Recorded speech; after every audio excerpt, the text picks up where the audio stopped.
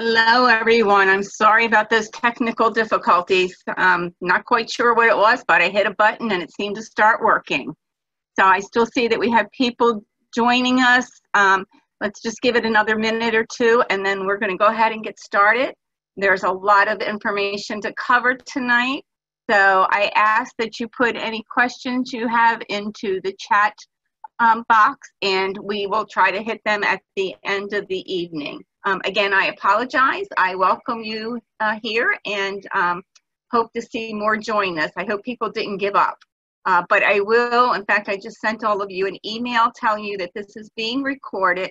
And so we will put this up on the website, hopefully tomorrow or the next day at the latest. And I'll make sure that you all have the link.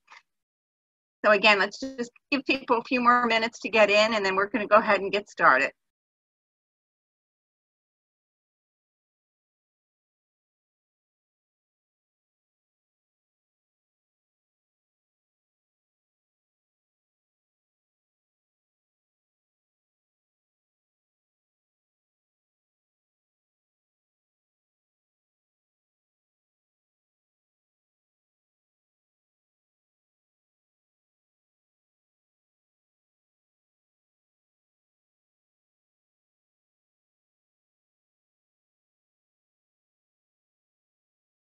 I hope you're all doing well in this extreme heat. I know we were looking forward to summer, but a little hotter than I hoped for. Hopefully we'll get a little bit of a break later in this week. I think we could all stand that heat if it wasn't for that humidity out there. So again, it's been a tough several months that I know. I know that you're all going through. We are all living this new way and trying to figure our way through it. And when you're dealing with dementia behaviors, I know it can be even tougher, especially if you're somewhat isolated and you don't have a lot of support system around you. For those of you that may have taken the Dementia Live experience in the past, as we talk about behaviors tonight, I want you to try to put yourself back into the experience. Remember what it was like to have the equipment on. Remember what it was like for us to give you instructions to do when you had that equipment on and how you felt afterwards. So kind of keep that in mind tonight. For those of you that haven't had that experience yet, it'll probably be several months before we can do that live again, but I would encourage you to take that experience when it comes back along. We're also working with Agicate Institute, who owns the Dementia Live program, to come up with some sort of a virtual Dementia Live training. I'm sure it won't be quite as powerful as when you take it in person, but at least it will be an experience that helps you understand some of these behaviors a little bit more. We're going to be talking about a lot of behaviors tonight, and I'm pretty sure that you're not going to be seeing all of these behaviors. Some of them you may have seen in the past, and they've kind of gone away and were replaced by some new ones. And some of them you'll probably see in the future. So again, if you have questions, go ahead and put them in the chat box, and we'll go hit them at the end of the presentation. Now we don't even seem like we want to go forward. There we go. So quick review. We're not going to spend a lot of time on this, but what is dementia? And dementia is a broad term to describe cognitive changes caused by brain cell damage. It is not a normal part of aging. So we don't all get dementia as we get older. And it's also not just memory loss, but it's also functional loss. So we're going to just go through the 5 A's real quickly. Any two of these 5 A's that we see in someone would usually result in a diagnosis of dementia. So the first one we talk about is the absence of executive function, which means they have poor decision making. They no longer have the ability to sequence. They lose their filter. They lose their inhibition. We talk about amnesia, which is that short and long-term memory loss. Aphasia, which is the inability to express or understand language. Agnosia, which is the inability to understand and recognize signals both from our environment and from our own body. And apraxia, which is the inability to carry out voluntary or purposeful muscle movement. There's basically three kinds of dementias. One is what is called reversible dementia. And this is when there are conditions or a condition that causes dementia-like behaviors. It can be infections, it can be depression, it can be medication or drug interactions. Once we treat the condition, then the symptoms disappear. So that's why it's called a reversible dementia. We have vascular dementias, usually caused by strokes, by TBIs, by brain trauma. But the behaviors that we're talking about tonight are mainly the behaviors that we see in folks who have progressive dementias. So there's more than 100 different kinds of progressive dementia. Usually the person has had the disease in their mind, in their brain, for 10 to 20 years before we even get a diagnosis. And generally at the time of diagnosis, they have the cognitive ability of a 12-year-old to a 9-year-old. So behaviors that we see are triggered generally by the environment or by the time of day. And the key to changing a behavior is disrupting the patterns, changing the environment. And we're going to talk about that as we talk about individual behaviors. A person with dementia who has lost their language skills through aphasia cannot generally tell us what their needs are or what they want. So you think about that. Remember your child when they were a toddler, when they didn't have words, and how frustrated they would become when we didn't understand what they were saying. They may not recognize hunger or pain for what it is. So I'm not saying they don't feel pain. I'm not saying that they don't get hungry. I'm saying they don't recognize that feeling for what that is. And that's, again, because of the agnosia. But their behaviors will indicate to us that something is wrong. Maybe they have to go to the bathroom. But instead of telling us they have to go to the bathroom or walking to the bathroom, they start fidgeting or they start wandering. The behaviors also reflect the need to be successful and useful. So again, we'll talk about this some more later, but whenever we give them something to do, we want them to become successful at it, or we're going to see a lot of frustration. It's important to remember that what works for you today in managing behaviors may not work tomorrow. We need to constantly find ways to connect with them and then to reconnect with them as that disease progresses. We also need to keep in mind that we can't change them. Okay, it is the disease that is destroying their brain. So we can't change them, but what we can do is change the way that we react, and we can change the environment for them. Keep in mind, as we're talking about these behaviors, keep in mind that any sudden change in a behavior usually means there's a medical condition.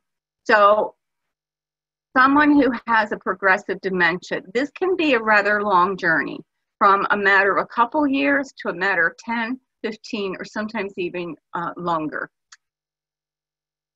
Generally, the declines that we see are fairly slow. A lot of times we don't even recognize that they're happening until we look back a month or 2 or 6 and think how things were a little bit different then. So generally, the changes we see are very, very slow. But when we see a sudden change in behavior, so you know, your mom who has always been pretty agreeable, who tries to do what you ask her to do, who tries to cooperate as much as she can, tomorrow morning she wakes up and she slaps you. And that's really different. She's never done anything like that before. When we see that sudden change, it usually means that something physical is going on. It might be they're in pain. A lot of times it's a urinary tract infection. So keep that in mind. If we see a sudden change in behavior, we've got to figure out what is going on that's causing that change. So one of the things that I hear an awful lot from family caregivers is the husband is repeating the same story over and over again, or dad's asking every 5 minutes, when is dinner, or what are we having for dinner? And I understand how frustrating that can be. You know, when you've answered the same question 10 times in the last 10 minutes and it keeps getting asked again, it can get really frustrating, but keep in mind that this is something that they can't control. The repetitiveness is caused by the amnesia. And what's happening here is the hippocampus has been compromised. So the hippocampus has been damaged. The hippocampus is where we take in information and store it in our memory. So you're listening to me tonight and maybe you're taking some notes and that's going to help you store it even a little bit deeper in your memory. Or you're hearing me and right now it's just going into that short-term memory. And if you keep thinking about it, it's probably going to get stored in longer-term memory. But even now, it's getting stored in that short-term memory. Someone whose hippocampus has been compromised, it doesn't get stored. They hear the words, and it's sort of like it goes in one ear and right out the other. They don't remember that they asked the question. They don't remember that you answered them. They literally cannot remember that. So we see they're repeating the same stories. They're asking the same questions. And I understand how frustrating that can get. It can worsen if they're anxious or they're agitated. So maybe they have an upcoming doctor's appointment and now they're kind of fixated on that and they're worried about it. And so they keep asking questions about it. So again, we need to change the environment. We need to see, or understand that when things make them anxious, we have to try to avoid those situations. So if going to the doctors makes them anxious, we don't need to tell them about it. We get them dressed in the morning, we're going for an errand, then we're going to have some nice lunch, and then we'll be back home. So we have to change that environment. We might see some repetitive actions. One of the things that we see a lot with individuals with dementia is they're picking at something on their shirt. They're maybe picking at a button, or if they have a design on their shirt, they might be picking at it. And, we can't quite figure out what's going on there. Sometimes that action itself is calming towards them. And so if they seem to, it seems to be making them calm, then we just ignore it. If they're damaging clothing, they're damaging something that they keep picking at, then let's try something else. There's things called fidget blankets out there now. You can look it up on Amazon or just Google fidget blankets. And it has different things. It has buttons and zippers and different types of material that gives them that tactile sensation that they might enjoy. Redirecting. Now you're going to hear me talk about redirecting for just about every behavior that we're going to see tonight. So we need to redirect them into an activity. And again, it needs to be an activity that they can be successful at. Okay, so we want to make sure that they don't get frustrated. It can be as simple as matching socks or folding napkins. Whatever they enjoy doing, whatever they can do successfully, we want to redirect them. When it gets to the point that one more time they ask that question, we're going to scream, it's okay to walk out of the room. It's better to walk out of the room, get a cup of coffee, go outside and scream yourself, and then go back in, than it is to yell at them and take it out on them, because they can't help it. Keep that in mind. This is the disease that is talking. Okay? So you take care of yourself. When you come back in the room, most probably they're going to move on to something else. So you're probably not going to get that same question again. They'll probably start with another question or another story, and you take that for as long as you can. But it's okay to walk out of the room, but we need to keep ourselves calm because, again, they can't help this. They have no control over this. And seeing your frustration, they're going to mimic it, and they're going to get upset. So take some time out for yourself. So wandering behavior can be caused by a lot of things. It can be caused by boredom. It can be caused because they're looking for something to do, or they're looking for someone, and they may not be able to tell you what they're looking for because they may not even realize what they're looking for.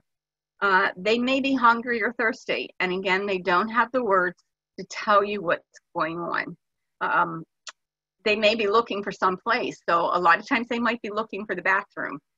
Because of the agnosia, they may not quite recognize what they need, but they know they need something. And it can also be a medication reaction. So, you know, if it's something that comes on after a change in medication or an addition of medication, you want to be talking to their doctor to see if there's something going on there.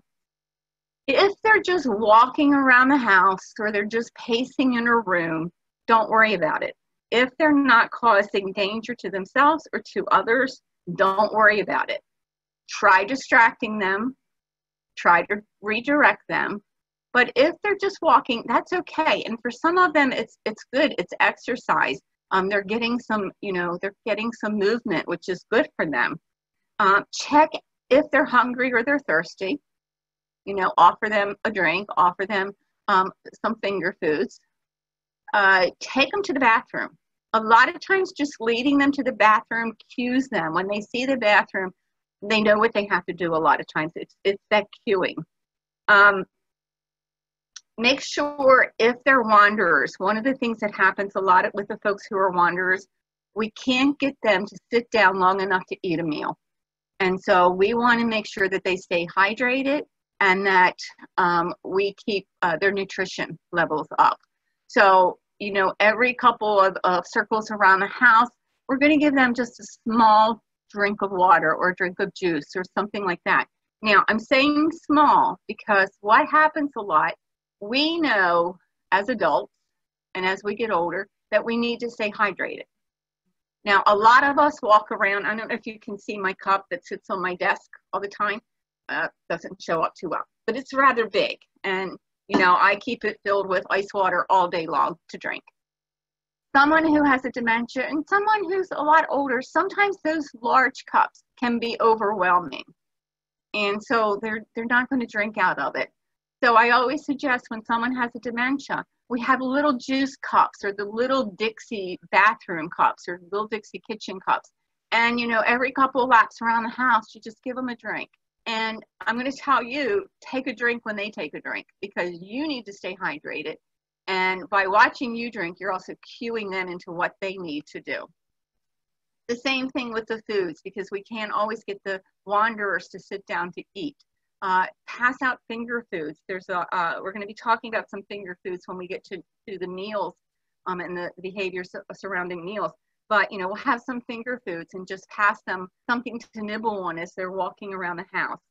It's good, as I said, it's good to keep them physically active during the day. It's going to help their sleep patterns a little bit better.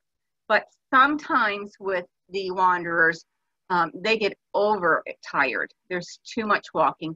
So at times walk with them and then maybe you can guide them to rest for a while. So maybe, you know, one of the laps around the house, you guide them outside for a little change in scenery. You don't want to stay out there too long, as hot as it is. But then when you bring them in, you see if you can get them to sit down and rest for a while. When you do that, I'm going to say it later again too, don't let them go to bed in the middle of the day because they're going to think that they're in bed, it's time to go to bed for the night. So when you get them to rest in the afternoon, early afternoon, you want them to sit, you know, on a sofa with their feet up or sit in their lazy boy chair to rest, but try not to get them in their bed during the middle of the day. Make sure that the environment is safe, that you have gates on the stairs, that any kind of dangerous items that could fall are secure. Make sure the lighting is good where they're walking around. Now, if they are wandering because they're trying to escape, because they think they need to go home, then we need to be a little more aggressive in what we're doing. So, you know, we can do things like putting a deadbolt lock at the top of the door where they might not see it. Hopefully they won't see it. They're used to locks being down near the knobs. We may have to disguise the door. You go in some long-term care facilities and you wouldn't even notice the door because they painted it to look like a bookshelf or just the other, you know, the wall. It just blends in with the wall.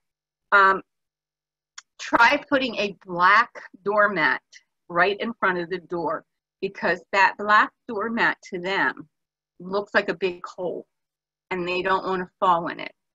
You might need to put bells on the door or some kind of alarm system on the door if they're trying to get out. Keep items such as keys and coats, things that trigger leaving the house, keep them out of sight. Don't put them near their doors. Make sure they're in a closet somewhere that they're not going to see them. And, you know, for anyone, whether they try to escape or not, but especially if they're folks that are trying to escape, make sure that they have the medical alert bracelet. You can get that from the Alzheimer's Association, so that if they do get out of the house and, you know, if the police happen to be able to get to them before you are, they know who to contact. So make sure that you do get the medical alert bracelet. And I'll tell you, when you get the medical alert bracelet, also get a bracelet for yourself. Now, it doesn't tell people that you have dementia and you're lost. What it does is tell them that you're a caregiver, so that if you were to be in an accident and were taken to the hospital, they would see on the bracelet that you're a caregiver and who they should contact to take care of your loved one until you can get back home again. So inactivity is kind of the, you know, opposite of our wanderer, but sometimes it's for the same reason. Sometimes they're inactive for the same reason that our wanderers are wandering around. A lot of times they don't know what to do, and so they're just going to sit. They don't want to make you angry. They don't want to make anyone angry. So if I just sit in this chair and I don't do anything, nobody's going to get angry with me. They don't want to fail. That's why I said that we have to look for activities that they can be successful at. It could be that they don't recognize the environment. Now, they could have lived in this house for the last 30 years. But if you remember from some previous workshops, we talked about how as a progressive dementia progresses, their cognitive ability and their memory regresses. And so they're going backwards in time.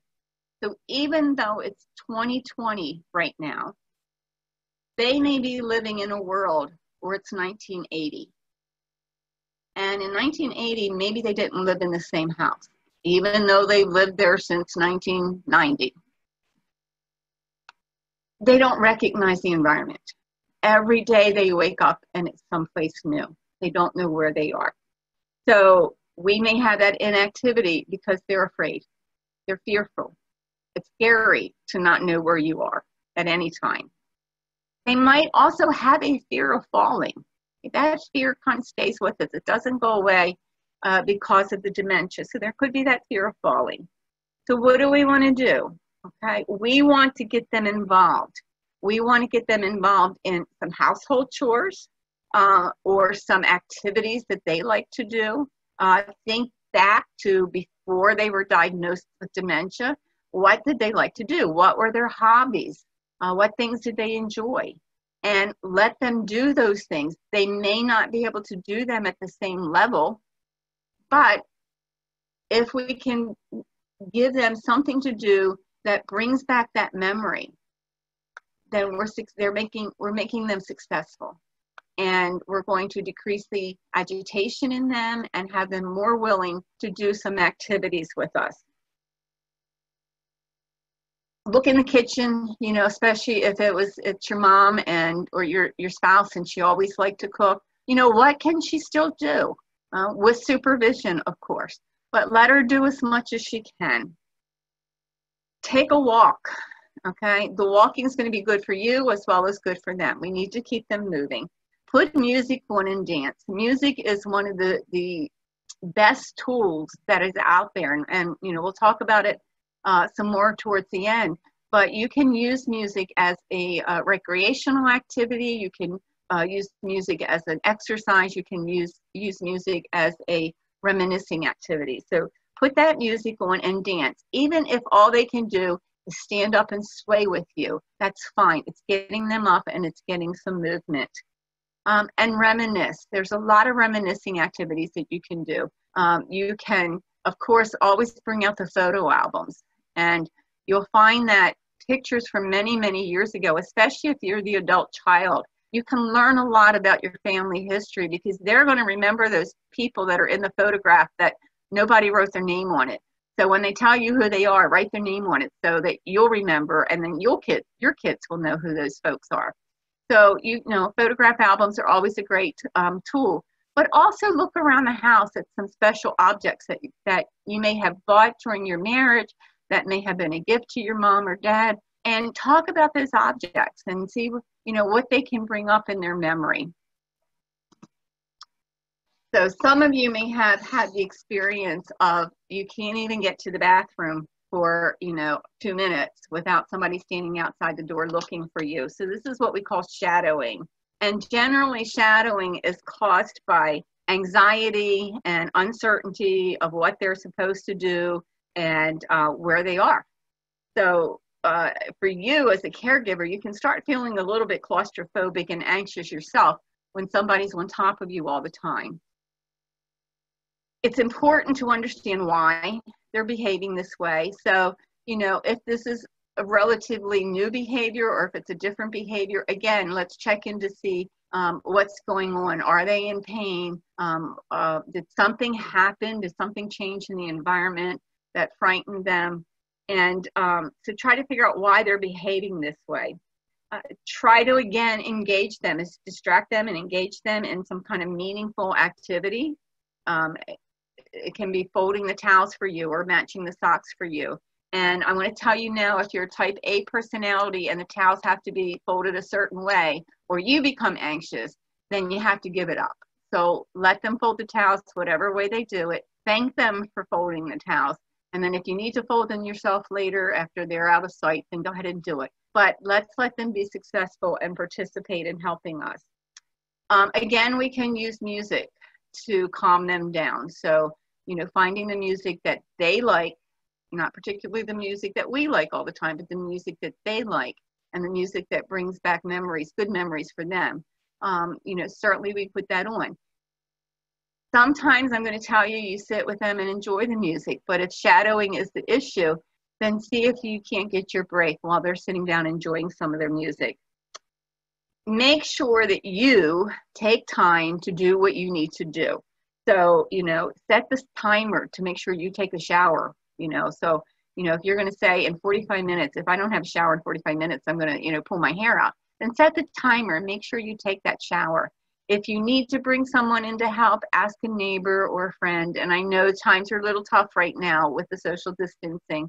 But if you have someone that you can trust and that you're careful, that they're careful, then, you know, you need to take some time to get that little bit of a break. Especially when you have someone who is following you around and is on top of your every step. I'm going to say it again, you need to take care of yourself because you're in this for the long haul, and we can't have you burning out. So nutrition, the brain changes. Again, we're losing brain cells, and these changes can affect their appetite. It affects their swallowing, it affects the smell of food, and it can affect their dexterity. So, you know, all of these things are important when it comes to eating. They may not remember that they ate before, so they eat continuously. They're always snacking. Or they may say they already ate when they didn't. And so we start seeing a weight loss, especially in those that may still be living alone. With the agnosia, they don't always recognize that feeling of being full. They also, because of the agnosia, may not recognize the food that's in front of them. They might not know what to do with the utensils any longer, and they may have trouble using those utensils. The portions that we serve them may be too large, and it can become really overwhelming. I think a lot of us can recognize, you know, certain restaurants you go to, particularly diners, you know, the plates of food that you get are sometimes so huge that it comes out and I look at it and say, that's 3 meals right there. Okay, so sometimes for our folks, We may think, Dad was always a big eater, and so we serve him the same amount of food that we used to. And he looks at it and he pushes it away and says, I don't want it. I'm full. Okay. I'm not hungry anymore. So it's overwhelming to them. So what can we do? Well, first of all, we want to make sure they're comfortable before they sit down to eat. So make sure we get them to the bathroom before the meal. If they still have the sense of smell, then we want to stimulate that sense because it stimulates our appetite. So, try to have some of the food prepared that's going to have a really good aroma. You know yourself, it's nothing like smelling fresh bread or, soup that has some spices and things in it. So try to stimulate the senses with smells. Remove any kind of distraction. So, if the TV is on and it's really close to where we're sitting down to eat, make sure we turn that off. Put away any kind of unnecessary silverware or utensils from the table. Because again, if they're starting to try to figure out what to do with these utensils, we want to take away anything that is going to be distracting to them. We may need to work with one food at a time. Okay. So we're not used to that. We're used to putting everything on the plate at once. But if that seems to be overwhelming to them, let's switch and try one food item at a time. So maybe we give the chicken first, and when they've eaten the chicken, we put the vegetables on the plate and then the mashed potatoes, or however you want to do it. Make sure that they're able to distinguish the food from the plate. Okay, sounds kind of silly, right?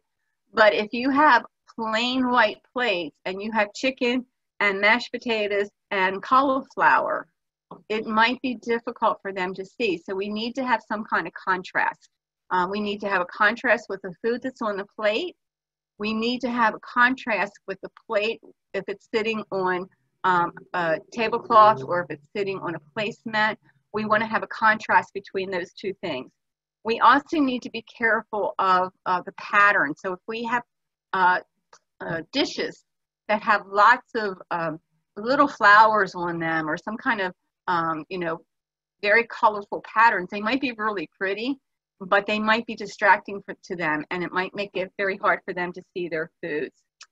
I talked about finger foods before when we were talking about wandering. So some of the finger foods that we can be looking at, and when they start having trouble with utensils, then we want to, start switching to finger foods. So, quartered sandwiches, French toast sticks, rolling up the pancakes, hard-boiled eggs that we cut in half or in quarters, chicken tenders, potato wedges, fruit and vegetable slices, slices of quiche and slices of pizza, things that we can pick up.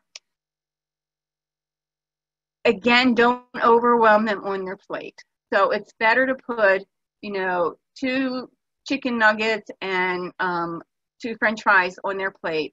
And then when they finish those, you can always put another one of each on their plate. So instead of giving it all to them at once, we just kind of feed them a little bit at a time. Going back to the cups and the mugs, when I was talking before, like we don't want to have a big cup. The same thing when they're just drinking at the dinner table or at the breakfast table. Try filling the cups, the juice cups or the milk cups or whatever we're giving them halfway instead of filling it all 8 ounces, because again, that can be really overwhelming to them. Make sure that you eat with them. For one, mealtime is supposed to be socializing time. It's not just for meals, so it's a time to sit down and relax. You need to do that also.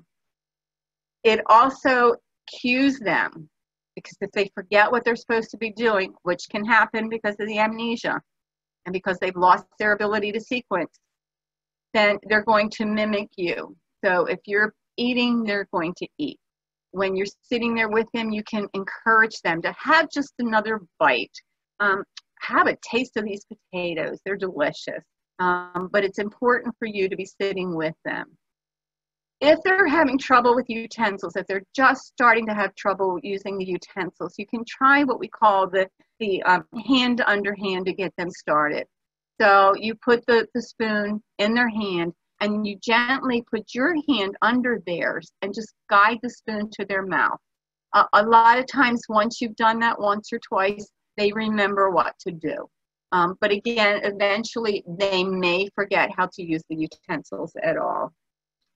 And again, give them small portions. Instead of 3 big meals a day, we might have 6 small meals a day, or you feed them healthy snacks throughout the day. These are just some of the utensils that are out there that have been designed for folks with dementia or folks with other kinds of disabilities. So you can see that the plates and the bowls have bumpers, what they call bumpers on them, so that if they're using a spoon or a fork, they can kind of push it to the side and it helps the food go onto the spoon or the fork. You can also see at the lower corner, the spoon is designed a little bit easier for them to handle. You know, again, these are just some examples.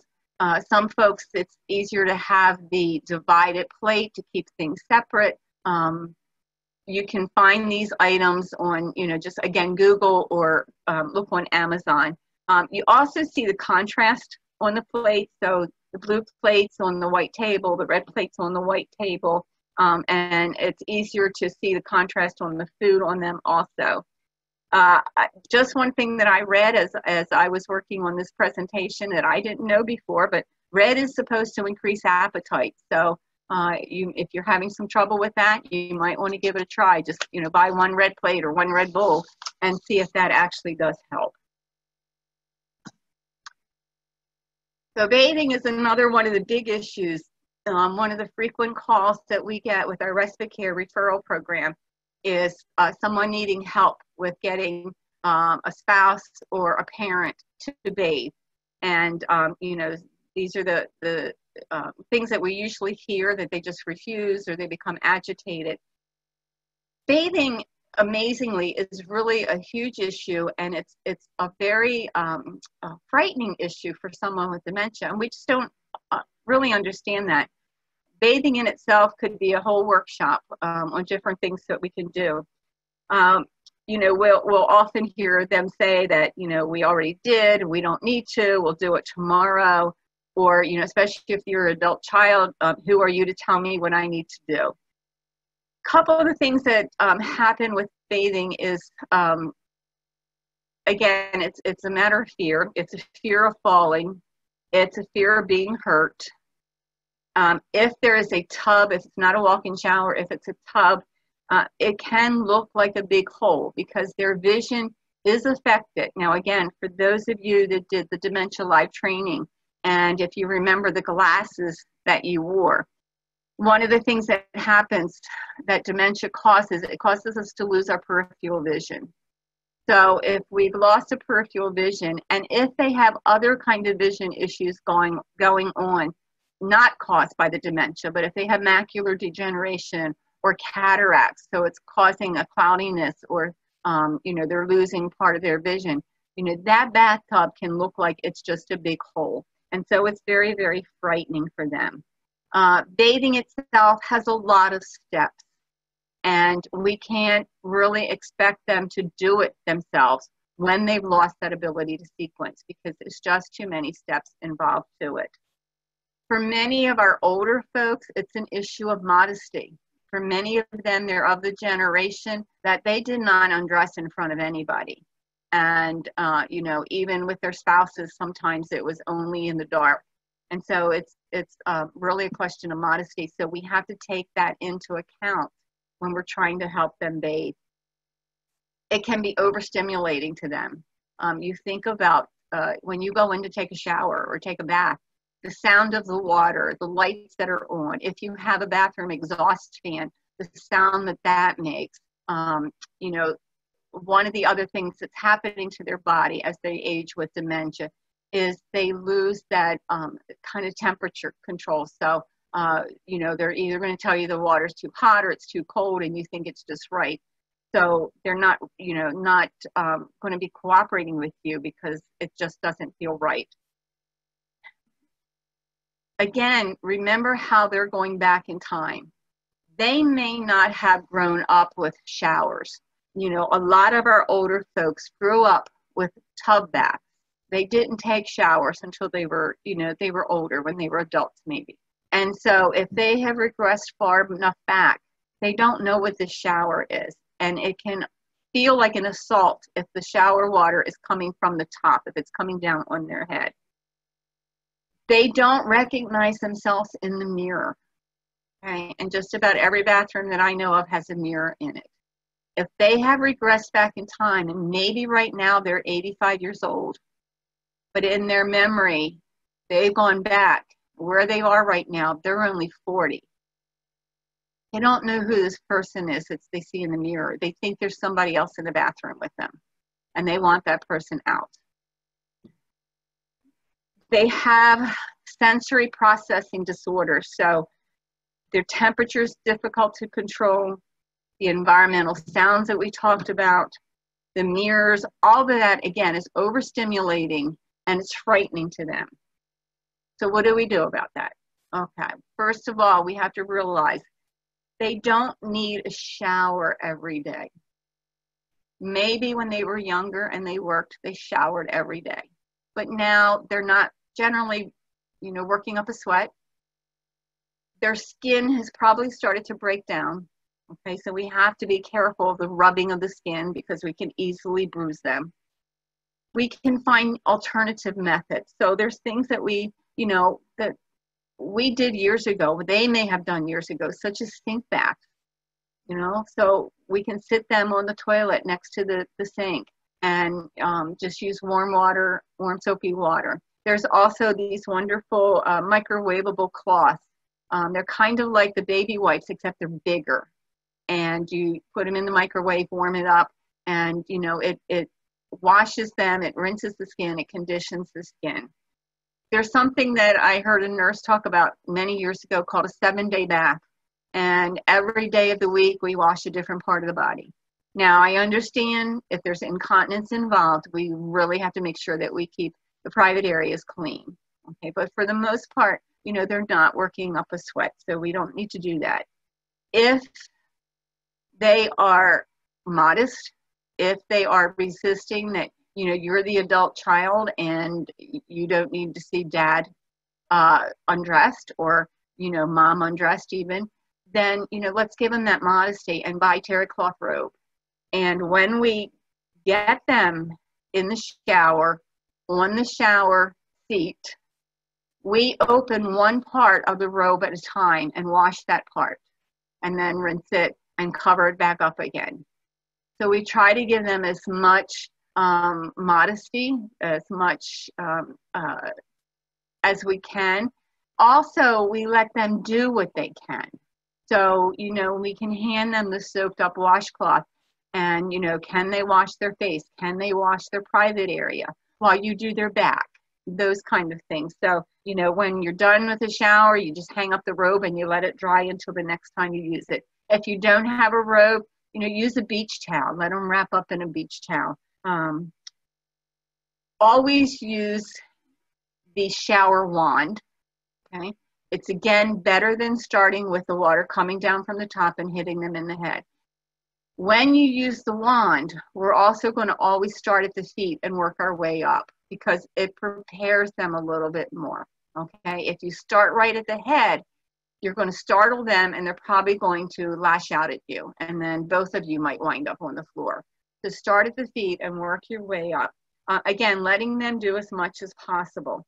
And while you're in the shower, in the bathroom with them, try to keep that environment as calm as possible. Sometimes it might be just having quiet conversations with them. You doing a lot of the talking and reminiscing some things with them. You might try putting some music on, maybe singing in the shower. Both of you can sing in the shower, but try to keep it as calm as possible. On days that you're not going to get them in the shower, again, you can try the sink bath. We talked about using the disposable cloth. There's also what we call shampoo caps. I'm going to show you on the next slide. But there's shampoo caps that you can buy at a lot of the pharmacies that sell medical supplies, as well, again, as on Amazon. And these shampoo caps look like shower caps. You heat them up in the microwave. You put them on their head, and then you just kind of squeeze around. And again, it washes and rinses and conditions the hair without you having to put them underneath the shower head. So, you know, one of the final hints to give you before you get them in the bathroom, make sure everything is in place, that you have all the supplies in place, that you have, you know, the towel to dry on in place, and that you have their clothes to put on in place.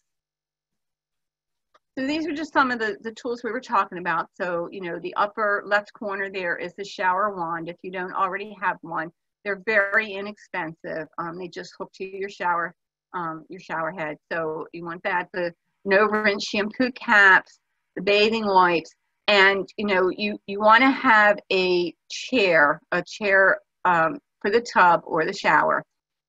This one that you see here, it's good. It has a back to it. It's kind of, I would suggest you have one that has a back to it. This is one that you can use for the bathtub because the outer edge of this sits outside the tub. They can sit on it and scoot into the tub without having to kind of step over while they're standing. So for someone who may be frightened about that stepping into the tub, that kind of chair works really well. But again, you know, a lot of the pharmacies that sell medical supplies will have different kind of equipment that you can look at to see what works best for your bathroom and for your loved one. So sleeping can become an issue, and a lot of times it's an issue for the caregiver because our loved one wants to sleep during the day and they want to be up at night wandering around. So a lot of times it happens because of a lack of activity during the day, a lack of sunlight during the day. If they have COPD or if they have GERD symptoms, so they have acid reflux, that can happen. If their circadian rhythm is such that, you know, they worked, the job they had when they were still working, they worked during the night shift. They were a truck driver during, you know, long-term haul or long mile hauling, whatever they call that, where they were driving through the night and sleeping during the day. Or, you know, they were a police officer who worked during the night or someone who worked in a hospital during the night shift. It's going to be really difficult to change that circadian rhythm if you can even do that. But for other folks who that wasn't the case, you know, again, it's that lack of activity and the lack of sunlight. Sometimes watching TV too close to bedtime, that blue light from the TV can interfere with our sleep cycle. So what can you do? Try to make sure that they have 15 minutes of exercise during the day. It doesn't have to be all at once. It can be taken in, you know, 3-5 minute chunks if that's what works for you. Make sure that if they nap during the day, and napping during the day is okay, remember, not in their bed though, in a chair. If they nap during the day, not more than 1 hour.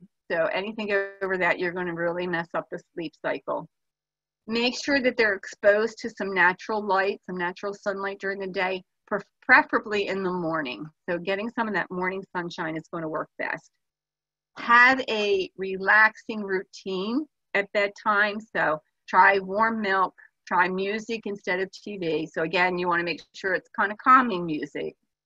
Make sure the room is dark and cool and comfortable. Curb the caffeine and curb the sugar. And again, curb the TV late at night. So sundowning is basically confusion in the later part of the day.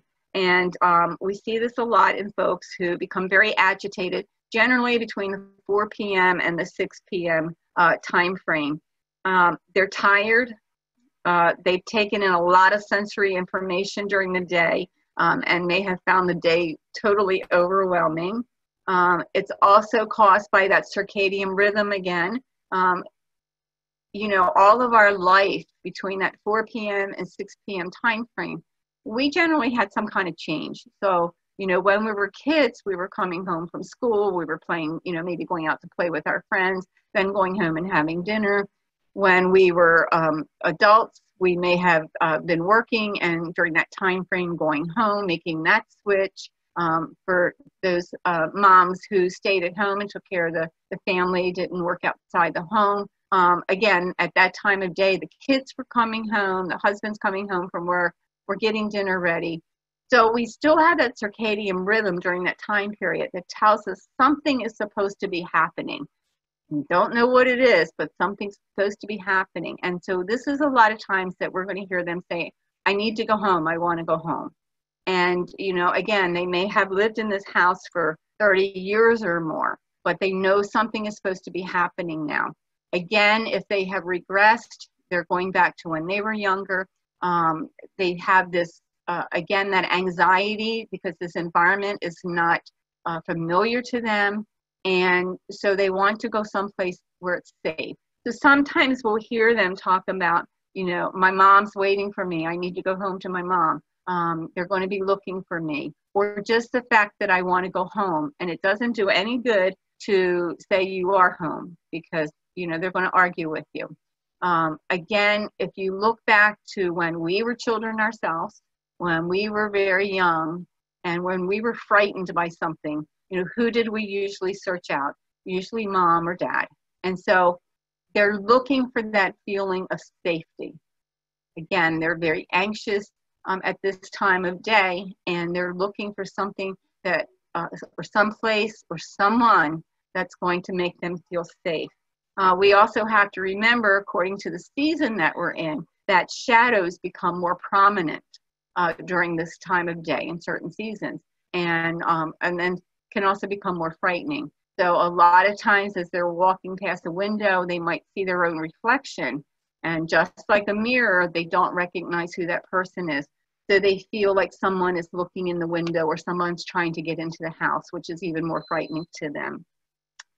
So what can we do in this time? Well, the best thing to do is try to figure out when this happens, because it's usually going to be around the same time every day. For someone, it might be 4 o'clock. For some, it might be 4:30. For some, it might be closer to 6. But figure out what time of the day does this happen.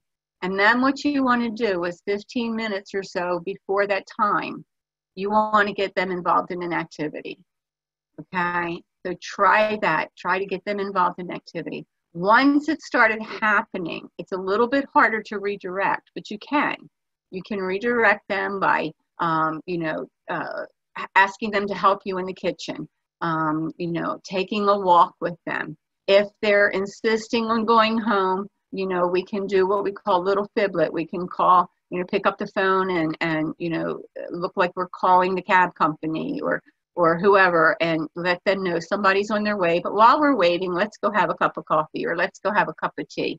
And then again, try to wait out that time with them. It may be to the point where you put them in the car because they need to go home. So let's put them in the car, take a ride around the neighborhood, maybe go to McDonald's and have a milkshake, and then go back home. And a lot of times by the time you get back home, they're ready to go back in the house. So redirecting, again, is what we're going to use once this is already started. Make sure that, when it starts getting dark earlier, that we have lights on. If we find shadows distracting, we may need to turn down some lights. Dim lights if they're overstimulated, but try to do away with the shadows. Close the curtains, close the blinds so that they're not seeing their reflection. Keep them active during the day, okay? So that's really important to keep them active. Again, getting that sunlight early in the morning is one of the best things that we can do for them. And for you, one of the best things to do is, again, get them involved in an activity before it starts, because it's going to be a lot easier to get through that time period than once they get anxious. So if we can keep them from getting anxious, that's going to solve a big part of the problem. So agitation can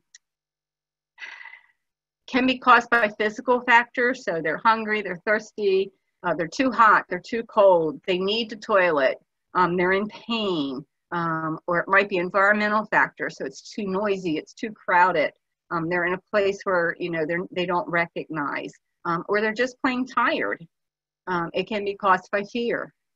And it can also be caused by that feeling of losing control, feeling overwhelmed, feeling frustrated over not being able to do something. And just think about how many things that they have lost control over. You know, they might have lost their home. They probably have lost their ability to drive. They've lost the ability to make decisions. And, you know, it's very, very, very frustrating.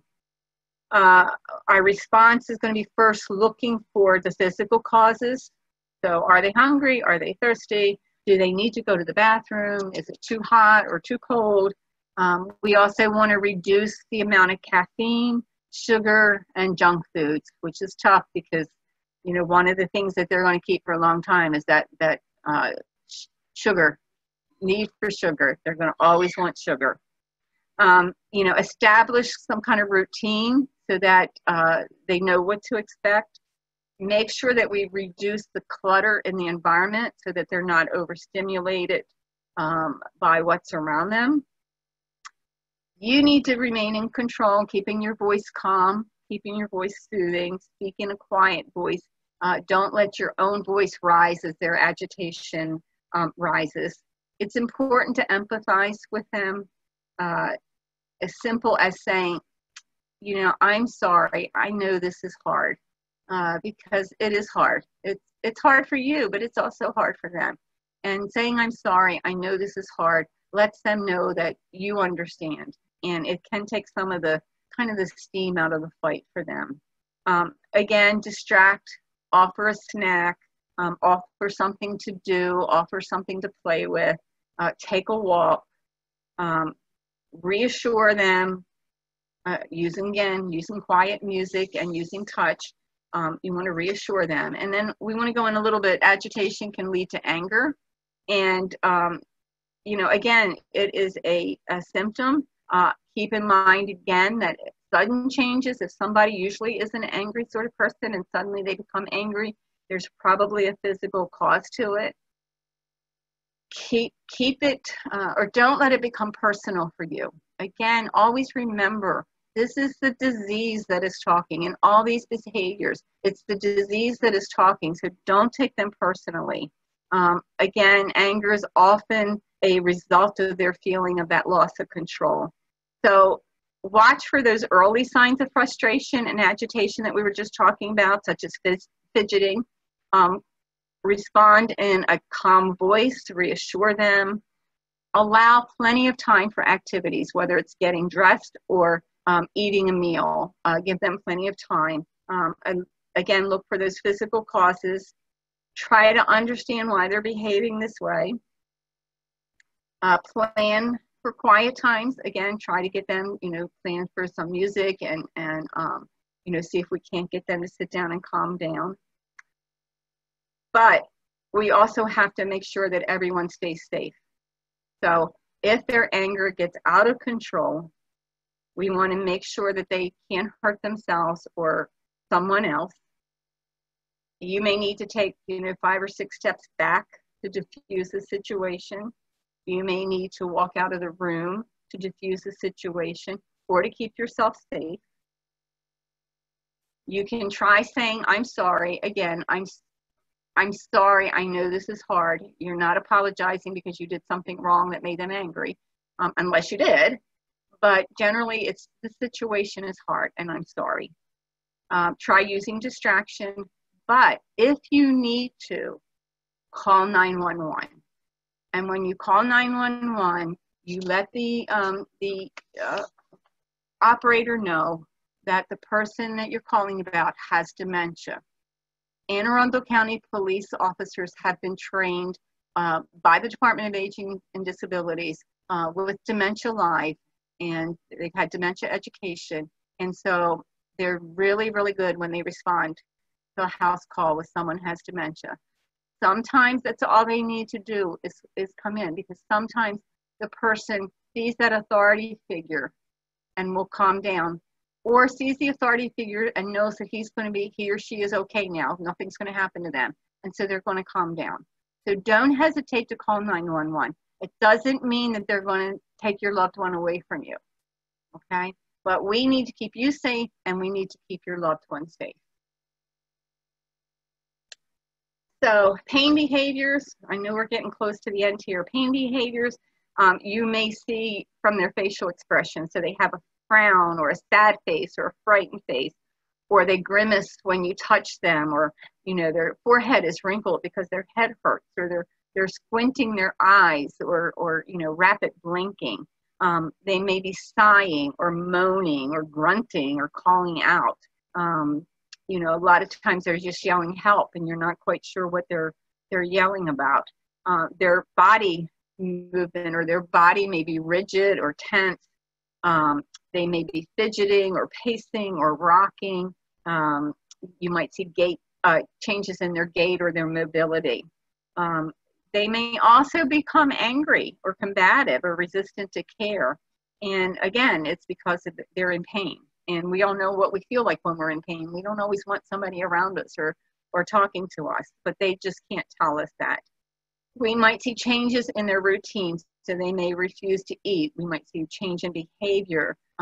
They may start sleeping more, or change their sleep patterns. And, you know, might see some sudden increased wandering. And they also may have some mental changes. So we might see a lot of crying or tears, increased confusion, or just irritability and distress. So mainly what we need to do is let the doctor know what's going on. If you don't know the cause or what we can give them to provide the relief. We may try some relaxation techniques with them, such as aromatherapy, or again, music, pet therapy if they like to have, you know, pet a dog or a cat or some other type of animal. Massage, a gentle massage, not a deep muscle massage, a gentle massage. Some of you may have taken a compassionate touch training that we did, I think in February. So that's always something nice to do to help calm down someone and to relieve some tension. Trying to get them to have some physical activity, which might be a little bit difficult, but sometimes some increased physical activity has been shown to decrease pain and to improve the muscle and improve gait and mobility.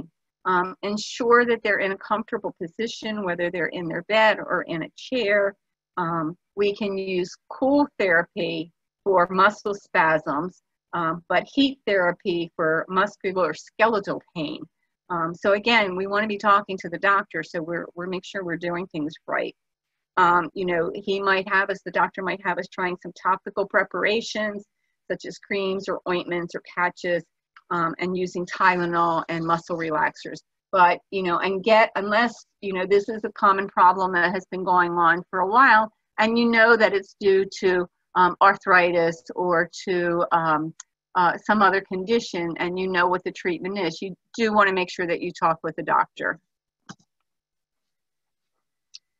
So delusion is defined as a false idea, and it sometimes originates in a misinterpretation of a situation. So delusions may be suspicious in nature, or they can be grandiose.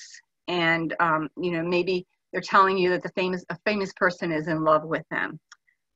Paranoia is a suspicious delusion, and it's when individuals with dementia have a delusion. They may think that family members are stealing from them, or the police are following them, or you know, the Russians have placed a microchip in their head so that they're reading their thoughts. A hallucination is different from a delusion. Delusions involve false beliefs, but hallucinations involve false perceptions of objects, and are usually sensory in nature. So when individuals with Alzheimer's disease have hallucinations, they may see or hear or smell or taste or even feel something that really isn't there. So they may see insects crawling on their hand, or and it bothers them and they get very frustrated, or it may be something that's bringing them some enjoyment. So they may be telling you that they had a conversation with their brother who you know passed away 10 years ago, but they thoroughly enjoyed that conversation. So, you know, what we need to do in these situations, if they are frightened, if these delusions or the paranoias or the hallucinations are frightening, we need to reassure them and empathize them and let them know that we're there and we're going to keep them safe. If the hallucinations are comforting, then we don't need to do anything. Just kind of go with it.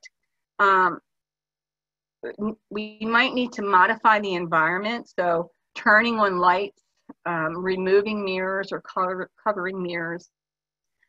Be careful what is on TV. You know, there's a lot of stuff, especially if we have the news on a lot. There's a lot of things on the news that's really frightening, and especially, it's frightening to all of us, but especially if there's a dementia involved, they have a hard time dealing with what's real and what's not real. And so, you know, watching the news and seeing a war that is going on in another country may feel like that's happening right here and now, especially if they were a part of the military in their earlier life. Or, you know, watching a fire that's happening in Baltimore City, they may feel like they need to get out of the house now because it's on fire. So we really need to be careful what's on that TV. Again, if they're finding these situations very frightening to them, we need to speak with their doctor to see if there's some kind of medication that will help. I know we don't like to put these folks on a lot of medications. We have to be careful with what they take so that we don't increase their fall risk or cause any other symptoms to occur. But, you know, we do need to make sure that they are comfortable and that the world that they're living in does feel safe to them. So there's a lot of behaviors, and the key to these behaviors really relies with us because they can't change. So it's the way we react that we can change. It's the environment that we can change. One of the first things I want to say to you is erase the word remember from your vocabulary. So we never want to say, don't you remember I told you that? Or remember, Dad, when such and such happened? Or remember, you know, Mrs. Smith, you know, and then he might say, no, of course you remember Mrs. Smith. They don't remember. So when we say that to them, we can make them feel stupid. So we want to erase that word from our vocabulary. Number one rule for communication is we never argue.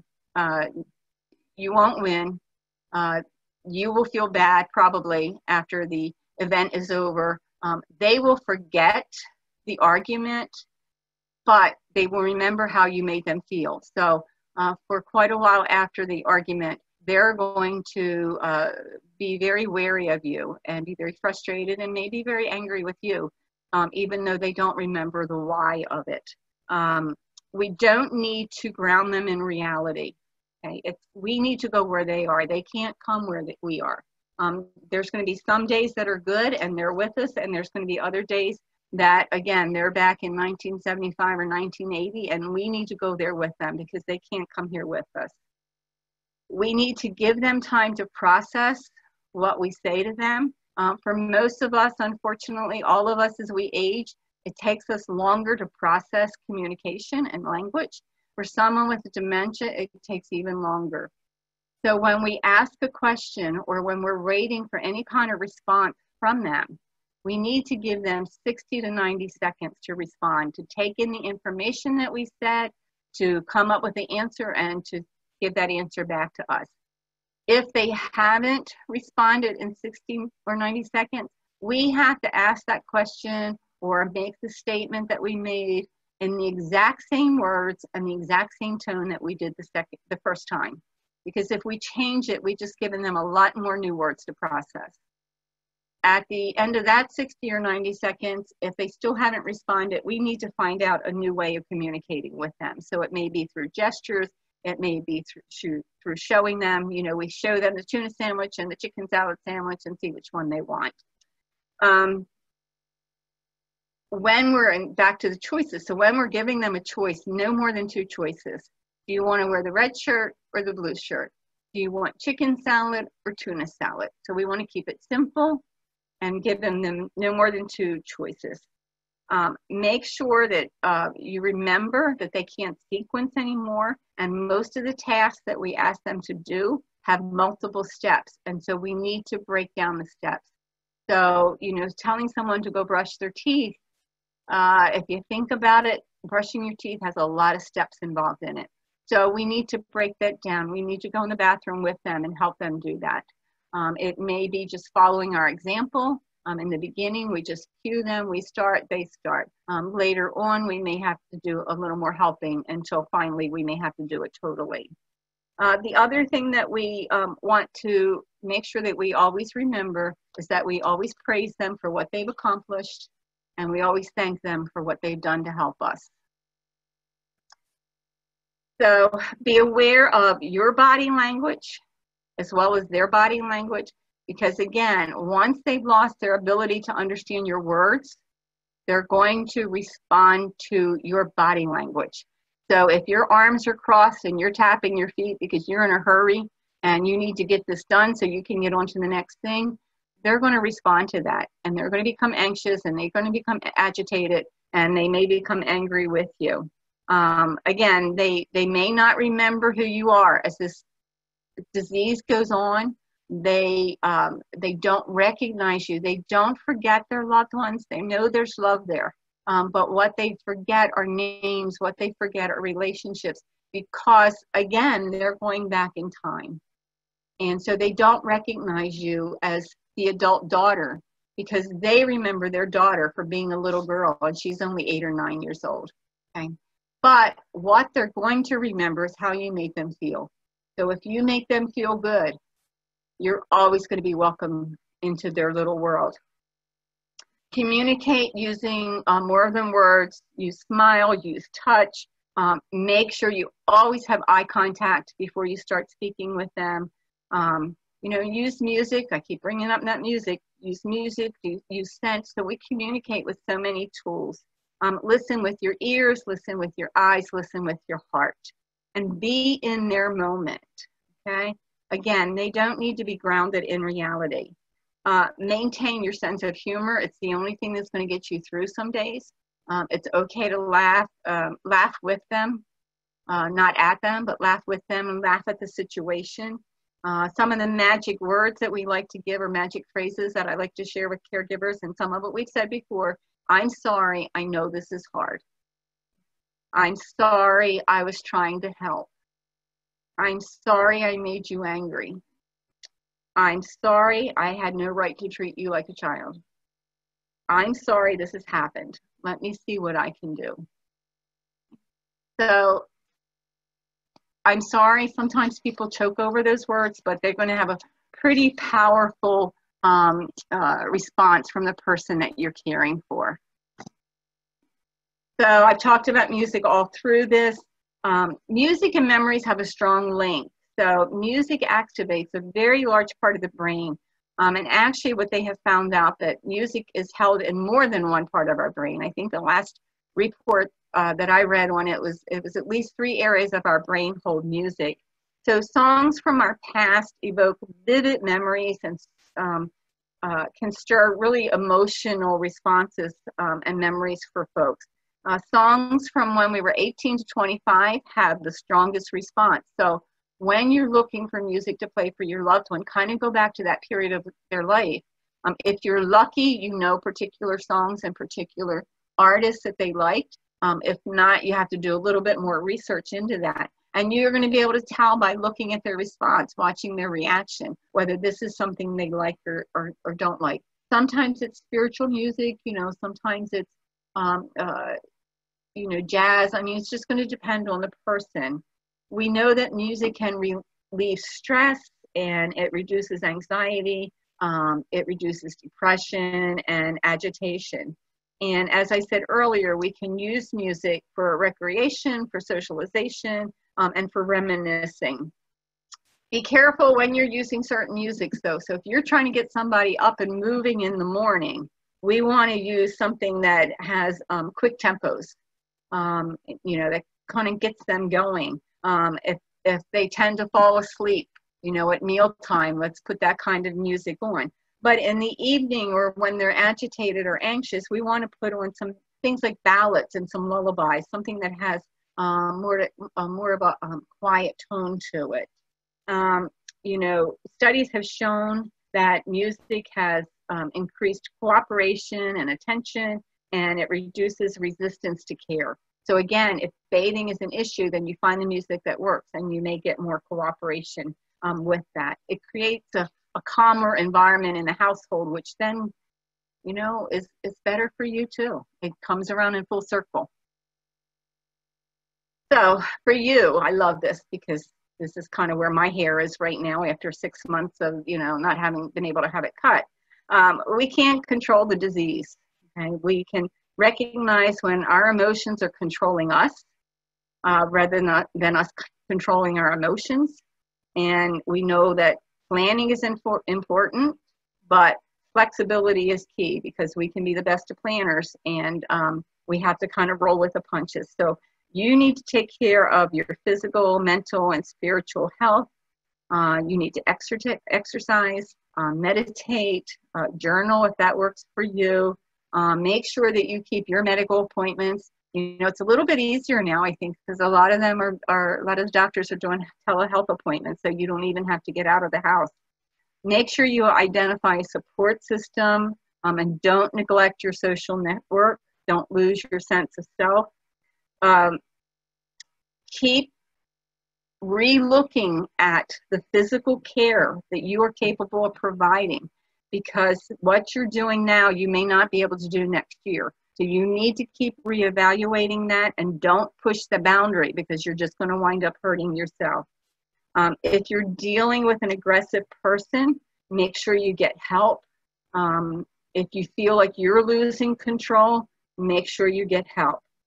If you feel like you're experiencing harmful behavior towards yourself or towards your loved one, if you're easily angered or annoyed, if you're crying frequently, experiencing panic attacks, or having negative thoughts, please reach out to your doctor. Again, we need you to take care of yourself, and we appreciate everything that you're doing. And we just want to keep you around so you can take care of your loved one, and then you can support other caregivers out there too.